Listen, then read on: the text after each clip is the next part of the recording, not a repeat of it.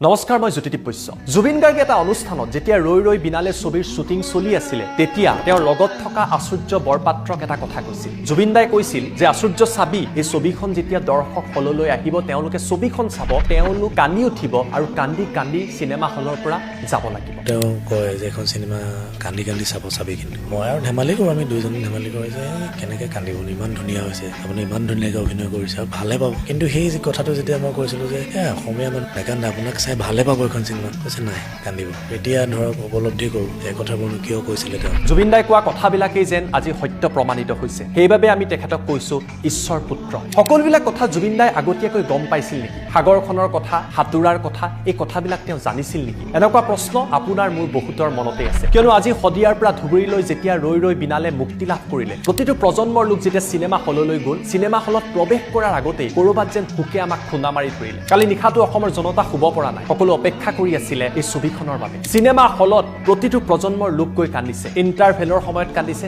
ছবিখন শেষ হোৱাৰ সময়তো হুক হুকাই কান্দিছে কেৱল যে আশ্চৰ্যকে জুবিন দাই কৈছিল এনেকুৱা নহয় ৰৈ ৰৈ বিনালে ছবিত অভিনয় কৰা যিগৰাকী অভিনেত্ৰী মৌচুমী আলিফা তেখেতেও এটা সাক্ষাৎকাৰত উল্লেখ কৰিছিলে যে জুবিন দাই কৈছিলে যে চাবি তোৰ অভিনয় দেখি অসমৰ জনতাই কান্দি উঠিব আৰু সেই কথাই হৈছে আমি যেতিয়া শ্বুট কৰোঁ তেতিয়া মানে কয় আৰু তহঁতে চাবি না এখন চিনেমা বহুত ভাল হ'ব বহুত সপোন আছিলে দাদা কাৰণ দাদাই শ্বুটিং শেষ হোৱাৰ পাছত ৰৈ ৰৈ বিনালে মোক কৈছিলে তই কিন্তু খুব ভাল কাম কৰিছ বহুত ধুনীয়া কৰিছ তই ৰাইজে ভাল পাব চাবি আৰু তোক দেখিলে ৰাইজে কান্দিব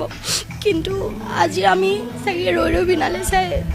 দাদাক দেখি আমি কান্দিম আজি কেৱল জুবিন দাক সোঁৱৰণ কৰি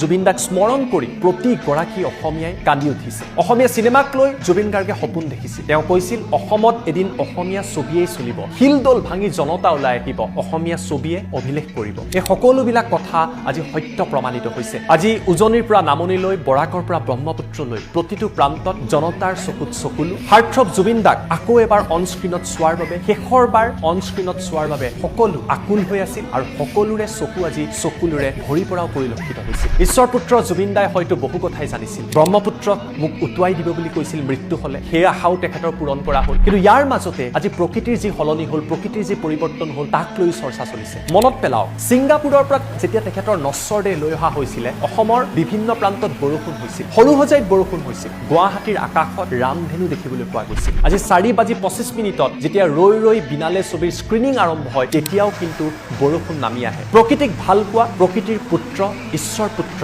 জুবিন গাৰ্গ যেন বৰষুণ হৈ পুনৰবাৰ নামি আহিল প্ৰকৃতিয়েও তেখেতক যেন ট্ৰিবিউট জনালে আৰু এই ছবিখন আপোনাৰ মোৰ লগতে তেওঁ যেন উপভোগ কৰিল জুবিন দাই দেখা প্ৰতিটো সপোন ৰৈ ৰৈ বিনালেৰ জৰিয়তে ইতিমধ্যেই পূৰণ হোৱাৰ দিশে আগবাঢ়ি গৈছে কিন্তু তাৰ মাজতো ক'ৰবাত শূন্যতা আছে